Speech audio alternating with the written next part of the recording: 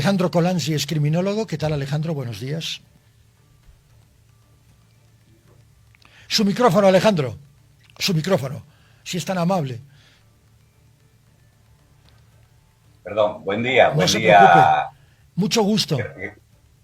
Gracias por el tiempo y un saludo a todos sus escuchas. Lo veía muy optimista y muy esperanzador. Yo como criminólogo y como digo, un apasionado del tema de la violencia, no soy tan optimista. Entiendo, Alejandro. Entiendo. Veamos. Vamos más a fondo. Vamos con usted. Adelante, por favor, Alejandro. A ver, el tema de las mafias y de los carteles no es un tema reciente, es un tema negado, digamos, y recientemente admitido de que hay emisarios, en el mejor de los casos, desde el poder, han admitido emisarios, delegados, y esa es una mentira que el poder en sí niega porque no le conviene. O sea, quien está en función de poder y que emerja y que reconozca un contrapoder real, le está dando la sin razón al poder formal, ¿no? Y el narcotráfico tiene penetrado toda la estructura formal, toda la estructura. Si no, no hemos visto ministros muertos, acribillados, parlamentarios, asambleístas, concejales, jueces, fiscales, policías, algunos, por alguno con alguna explicación, pero son la excepción. O sea, el narcotráfico en una economía tan adversa, tan débil y en una institucionalidad tan debilitada y tan destruida como la de Bolivia, los contrapoderes toman una dimensión inusual. Tienen republiquetas, territorios demarcados donde no penetra el poder formal, tienen estructuras, ¿no? Sociopolíticas, si queremos, donde la justicia es directamente la ejecución, y eso es lo que vemos, de lo poco que vemos. Entonces, en esa perspectiva, no tengo la esperanza suya, y yo quisiera que me haga transfusión de sangre, porque la economía aún va a empeorar en Bolivia. Y lo que hay, vamos a hablar de datos, de estudios. Alejandro Banega, según un riguroso trabajo que hizo, está hablando de alrededor de 5.000 millones de dólares anuales que mueve, más el contrabando, más el tema de trata y tráfico de personas y el oro, configuran entre sí, entremezclan un potencial de 10.000 millones de dólares. Eso es lo que circula. Y ante una debilidad del Estado, baja de ingresos por mala planificación, por errores que se cometieron con el perdonazo petrolero en el año 2001, 2002, en la migración de los contratos petroleros, la no inclusión de la cláusula de Goni y más bien la continuidad de aquel perdonazo del 2002, ¿no? Han imposibilitado que tengamos teniendo los ingresos suficientes como para que el Estado formal sea relativamente fuerte y pueda distribuir. La pobreza ha aumentado muchísimo y eso es por una ausencia de políticas públicas o un debilitamiento de políticas públicas. Hay un poder legislativo absolutamente adverso, o sea, no creíble, un poder judicial que hace aletazo para que sea creíble, hace aletazo, lo mismo la Fiscalía y más aún la Policía o las Fuerzas Armadas. Entonces, en ese ambiente, el tema del poder, del contrapoder, se hace poder mucho más fuerte y eficaz que el poder real y formal que debería protegernos, ¿no? Entonces, y el otro elemento que de repente, quiero también ser optimista, el poder nos hace sacar los diablos más profundos que llevamos dentro. Y no es que no los tengamos, sí, no sí. es que sea la enfermedad, los tenemos dentro, porque nosotros, según Foucault, reproducimos el poder en pequeñas escalas. Cuando el micrero hace lo que le da la gana, o el peatón no respeta lo que corresponde y no cede el paso, estamos reproduciendo la prepotencia y la violencia, porque es nuestro centímetro cuadrado de poder que estamos reproduciendo.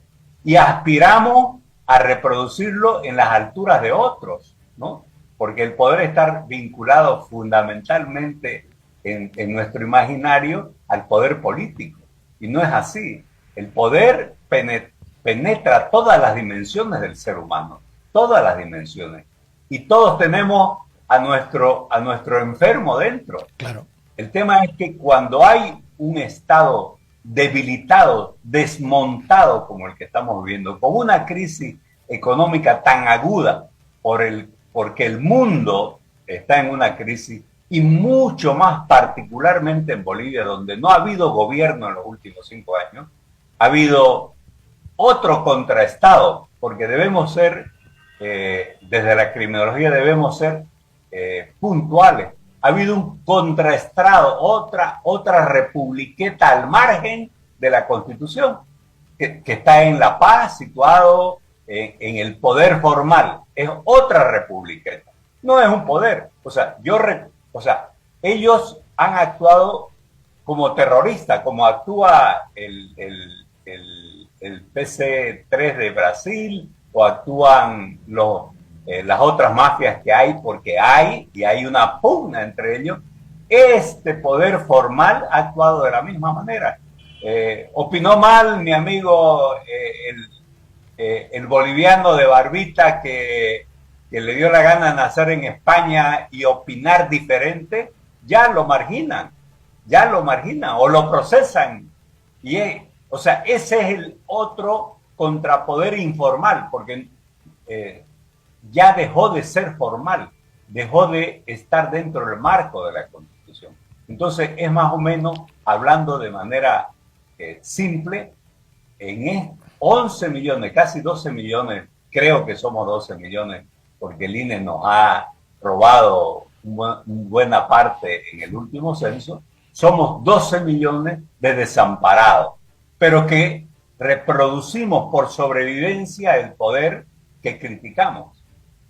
El gobierno ha reconocido, lo hizo hace varios meses, por lo menos 2 o 3, la presencia de pequeños cárteles de pequeños clanes familiares, no de cárteles del narcotráfico. Pero si tomamos en cuenta que hay una disputa en Santa Cruz como epicentro entre 2 clanes mafiosos de los Balcanes, con muertos, con ejecutados, con secuestros express, y por otro lado está la presencia de uno de los líderes del primer comando capital, es que Santa Cruz no solamente se ha convertido en el epicentro del problema del narcotráfico en Bolivia, sino que además amenaza a la seguridad general de todos los habitantes, sobre todo de la ciudad. Alejandro. Yo como cruceño disiento absolutamente que desde el altiplano siempre se relaciona a Bolivia. Tengo datos estadísticos desde los años 80 que el mayor flujo de narcotráfico siempre estuvo en Occidente, pero que el poder siempre lo encubrió. Desde la iglesia lo decía, en los años 80, hasta las minas que se cerraron, digamos 80, 90, las minas que se cerraron, las mayores fábricas de cocaína estaban en las zonas mineras. Hasta un fiscal de origen libanés sin título llegó a ser el gran persecutor, claro, pero era el gran protector, ¿no? Entonces, creo que simplemente son estereotipos que tratan de criminalizar más a una región. Que estén aquí porque están cerca del Brasil es otra cosa, pero María Galindo señaló en en el Alto el gran lavado de dinero en todo el proceso de construcción y de industrialización que tiene el Alto. Entonces, recordemos cuáles son las otras republiquetas. ¿Acaso en las republiquetas andinas entra el ejército a luchar contra el contrabando? Y el contrabando es una mezcla de tres elementos. Ingresar algo ilegal a cambio de algo ilegal que se llama cocaína, ¿no? Y entre medio trata y tráfico de personas. O en las otras zonas donde se extrae indebidamente el oro, la trata y tráfico de personas es sobredimensionada. Entonces, son republiquetas de distintas mafias. Y si queremos, vuelvo a decir, el terrorismo de Estado que se ha ejercido y se viene ejerciendo, es parte de una republiqueta, no de la República de Bolivia. Entonces, hay un desorden tal que hemos vuelto a las cavernas, el más fuerte se impone, ¿no? Y cuando uno de los fuertes entra a un territorio de otro, vienen las pugnas y recién se develan ciertas cosas. Mientras tanto se encubren muertes, prepotencia, terrorismo, que no todo lo que se ha denunciado son los síntomas, hay en la profundidad. La criminología señala las cifras negras que nadie denuncia. Lo toman porque ya yo me metí al narcotráfico, al tráfico de oro o a tumbar a los narcotraficantes y ahí la muerte, pues no era lo que me correspondía, ¿no? En esa creencia nadie denuncia, porque además en estas republiquetas, formales e informales, republiquetas al final, negadoras del Estado de Derecho, hay un accionar oculto que no se devela y es mucho más cuantitativamente mucho más amplio y cualitativamente más profundo. Señor Colanzi, hemos empezado la entrevista hablando de esperanza. ¿Usted tiene esperanza en que esto pueda cambiar con un nuevo gobierno? Sinceramente, porque claro, el poder que está sobre el poder, este poder oculto, este poder paralelo, el poder del narcotráfico, del crimen organizado, usted ha definido perfectamente la relación que existe entre el narcotráfico, el contrabando, la trata y tráfico de personas, el contrabando, tráfico de armas, inclusive tráfico de órganos, es decir, toda esta serie de elementos que concluyen y que llevan indiscutiblemente al crimen organizado. ¿Cree usted que esto pueda cambiar con un nuevo gobierno? ¿Menos permisivo, si me permite el término? No, yo no creo. Yo no tengo ninguna esperanza. Quisiera tenerla por mi nieta, por mis hijos, quisiera tener esa esperanza. Pero soy un creído, convencido que una golondrina no hace primavera. Las condiciones no están dadas. La clase política es la gran cómplice de todo esto. La gran cómplice. Entonces, si no hay una clase política meritocrática que no le deba el estar en el entorno de lo político al dedo o a la cuota o a algún otro elemento que no es mérito, que no es transparencia. Por ejemplo, yo no sé si a usted, compañero, alguien lo podría invitar a ser parte del Parlamento. No. Es muy crítico. Tampoco iría. Es muy crítico. No. Usted no va por honestidad, por consecuencia. Sí. ¿No? Pero es que tampoco lo van a invitar porque es libre pensador. Entonces, mientras esa desesperanza de la no meritocracia, más bien de las lealtades, de las complicidades, porque lealtad es complicidad en la reproducción de la violencia. En eso yo no tengo esperanza alguna, ¿no? Nosotros vemos el hijo del político está en la política, el cómplice está en la política, el vinculado al narcotráfico o al contrabando, o muchas cosas. Y usted lo mejor que nadie sabe, porque el quinto poder del Estado es el más informado. Los medios de comunicación tienen muy buena información, más aún calidad de personas como usted. Mucho amable. Entonces, muy amable. No, lo vengo siguiendo desde hace muchos años. Lo sé, Alejandro. Muy amable. No, está bien, gracias. Entonces, en eso yo no tengo esperanza. Yo no tengo esperanza. Entonces, de repente, si emergiera, digamos, que creo que sí va a comenzar en este proceso de transición a emerger a la meritocracia, una nueva generación de personas, de servidores públicos que de repente lleguen al 2030, será de otra manera. Pero el verticalismo, el caudillismo, el considerar al otro que piensa diferente enemigo, ¿no? Es seguir justamente en esa vorágine de violencia y de intolerancia, ¿no? Y eso debilita porque divide a la sociedad. Familias se dividen, entre políticos se dividen, se acusan de cualquier cosa.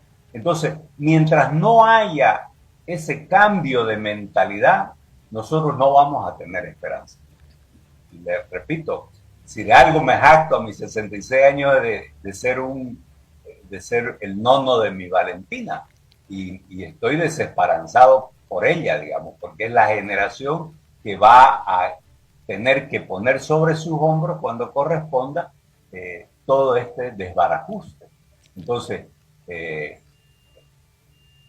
repente las contradicciones propias, el topar piso, suelo económicamente que está calculado por los macroeconomistas entre el 2026 y el 2027, de repente haga generar una reacción, pero de otra, con otra mentalidad, no caudillista, no prebendalista, no de complicidad, sino más bien de democracia, de horizontalidad desde la base. Señor Colanzi, la semana pasada teníamos la buena noticia del importante descenso, de la importante baja del dólar, de la cotización del dólar paralelo, del dólar blue en el país. El gobierno habló de buena gestión, de que se habían mejorado las condiciones de exportación, etcétera, etcétera, del oro, etcétera. Toda esta serie de elementos coincidieron la semana pasada. Y evidentemente esto no se ha traducido en un descenso de los precios, sino todo lo contrario. Los precios se mantienen al alza, pero daría la sensación que entre las casas de cambio y algunas entidades financieras empieza ya a haber una cantidad importante, no notable, pero sí importante, de dólares. A su criterio, ¿considera que el narcotráfico está lavando dinero a través de las casas de cambio, de las remeseras? De repente los dólares han surgido debajo de los colchones, cosa que no sucedía hace meses. A ver, vamos por partes. Claro que sí. Yo insisto en que hay otro territorio llamado poder formal que ha sido el principal terrorista. El principal terrorista. Toda la crisis que vino desde el 2022, cuando el Banco Central habló de escasez de dólares, a eso, recordemos, le valió un juicio de la ASFI contra Tuto Quiroga en algún momento, contra Samuel Doria Medina en otro momento, y contra otros que no tan poderosos llegaron inclusive a ser detenidos supuestamente por terrorismo financiero al decir y anunciar verdades, ¿no? Verdades financieras. Ese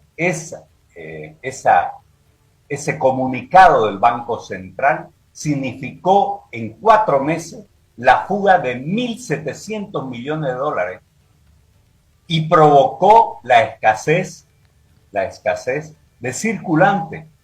Y el Banco Central, en su obligatoriedad por tener el colchón que le da la banca del 50%, que tiene un término muy técnico, no utiliza en favor de uno de los bancos que estaba en crecimiento y por eso lo interviene. Y eso significó el debacle, el inicio del debacle. Sí, perdón, financiera. Alejandro, para que la gente nos entienda, y claro, el banco entró en quiebra, en suspensión de pagos, es el banco fácil, para que la gente nos No, entienda, no entró en ¿no? quiebra. A la ASFI y al ministerio, a los ministerios, posesionan, posesionan ese concepto de quiebra. Financieramente, el fácil hasta ahora no está en quiebra, porque tienen demasía. ¿Cuándo es la quiebra? Cuando yo debo más de lo que tengo. Correcto. Fácil tiene el triple más de lo que debe. El triple más de lo que debe. Esos son los datos. Lo he revisado. Apenas soy criminólogo y me he hecho asesorar porque me interesa ese tema como terrorismo. Terrorismo también ha sido cuando a quien habla, como podemos estar hablando de forma diferente, no en la pugna de la polarización, ¿no? Mandan simplemente a aduanas y a impuestos nacionales para hacer callar y presionar. Eso se llama terrorismo. Un ex senador, ex alcalde de Potosí, en función de gobierno y siendo oficialista, habló de terrorismo financiero, que ejercía ya impuestos nacionales. Entonces, lo último ha sido, digamos, el otro terrorismo es, tenemos garantizado gas, diésel y gasolina hasta el 18 de noviembre. Eso es terrorismo, eso es ponerle... ¿Por qué? Porque el terrorismo lo que está buscando es asustar. Cuando se da un golpe terrorista es para asustar a los demás. Entonces, a partir de esa noticia, en estos días hubo una cola inimaginable en todo el país, ¿no? Ya los dos candidatos han salido, que van a la segunda vuelta, han salido a generar esperanza. No, vamos a controlar, más allá de que Yacimiento haya desmentido todo aquello. Entonces, eso es un aspecto. El otro aspecto, recordemos cuando llegó el dólar a 20. ¿Se recuerda cuando Mayo, llegó el dólar a 20? mayo. En mayo. ¿Y Mayo. sabe cuál fue la causa? Adelante, La Alejandro. causa fue justamente Yacimiento. Claro, Yacimiento claro. que tuvo la luz verde para utilizar Las criptomonedas, criptoactivos. ¿no? Entonces recoge mucho dinero efectivo porque tiene que utilizarlo para afuera y más o menos equilibrar el tema de la gasolina y del diésel. Entonces eso subió. Entonces fue una especulación, fue un terrorismo financiero desde el Estado. Desde el Estado. Estamos hablando de varios terrorismos y de ningún juicio que se haya iniciado por terrorismo, ¿no? Oficial. Entonces, lo que está pasando ahora es que, en nuestra perspectiva, simplemente se está tratando de lavar la cara en el último tiempo y por eso hay una serie de medidas, pero serie de medidas que son adversas a los 12 millones de habitantes, a los 12 millones de bolivianos que somos, porque se ha ignorado para llegar a manejar, a bajar, a darle cierto equilibrio, se ha ignorado las reservas de oro. Entonces, que es otro delito, porque la Constitución y las leyes disponen mínimos. Entonces, ese mínimo se ha bajado y con eso se está pedaleando de alguna manera. Entonces, yo sigo insistiendo, desgraciadamente, terrorismo ha transversalizado todas las esferas, las formales y las no formales. Ese terrorismo de prepotencia, con todo el concepto de terrorismo. Y nosotros lo estamos reproduciendo cuando yo, por ejemplo, voy absorto en mi caminar, puedo topetearlo a usted que se me cruza y me siento todavía irritado. Yo me siento cuando yo soy el que estoy absorto y no he advertido que usted viene en el mismo lugar, digamos, de la misma vereda. Lo Claro. mismo pasa cuando nos malestacionamos y enojamos, cuando parqueamos donde queremos. es el ejercicio de un poder que nosotros estamos aspirando. Nos están saliendo los diablitos, ¿no?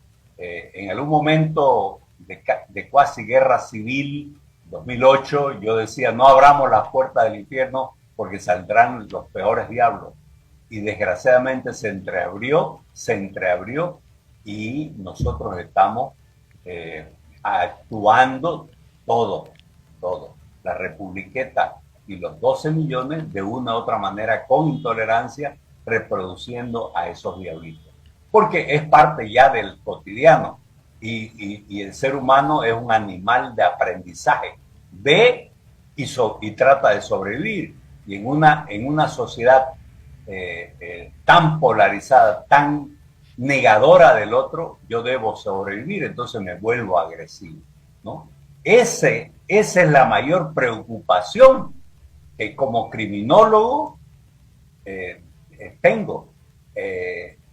Y no ha habido ningún candidato, ni los que se quedaron, ni los dos que están, que hablen ese tema, que encaren políticas públicas para desmontar la violencia cultural, porque ya está metida en los genes culturales nuestros por tanto tiempo, porque ya es la normalidad. Un niño aprende cuando ve, nosotros también aprendemos cuando vemos.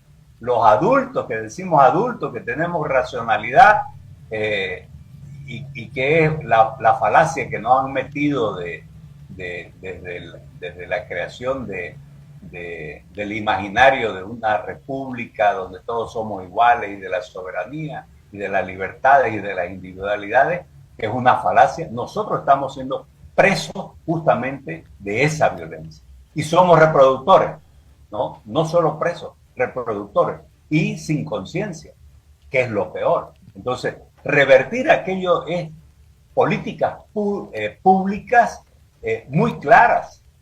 Solo le voy a dar un ejemplo. Sí, claro que sí, adelante, por favor. Adelante. Recordemos la pandemia 2020, ¿no? 2020. Sí.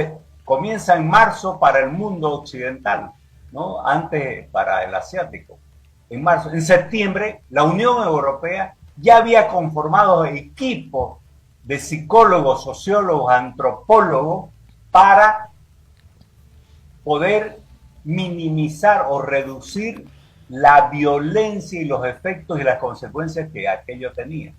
Imagínense, nosotros en ningún momento hemos encarado ese factor. Peor el factor de desmontar una institucionalidad, de que sean penetradas por corrupción, por prepotencia, por el dedazo, por todo lo que quiera, que son temas de análisis muy exhaustivos, ¿no? La descreencia en el aparato del Estado. ¿Quién cree en el aparato del Estado? Nadie cree. O sea, porque hay contrapoderes mucho más fuertes, porque el mismo Estado ha actuado como terrorista. Entonces, todo eso nos genera a usted, a mí, angustia, ansiedades, desequilibrio de salud mental. Y la salud mental no es un tema solo de Alejandro Corazzi que se desequilibra, no. La salud mental es un producto de la interacción social. Eso es salud mental. Y ninguno de los candidatos, o usted ha escuchado a alguien que haya hablado en las épocas de campaña, pues nada. Simplemente se abocan. Vos sos vinculado al imperialismo, vos sos vinculado al masismo, al otro imperialismo, vos sos el malo, yo soy el bueno, nada más. Y eso es reproducir intolerancia, eso es reducir desinstitucionalización y desesperanza. Señor Colanzi, Alejandro, un abrazo enorme y tengo la esperanza de que nos podamos encontrar algún día muy pronto allá en Santa Cruz para tomar un café y hablar largo y tendido de todos estos temas que nos preocupan y mucho. Muy amable. No, ya eso ni siquiera amerita ser notariado, ya está público, hay muchos testigos. Definitivamente, no es necesario ser notariado. Evidentemente. Un abrazo, hasta pronto. Abrazo. Hasta pronto.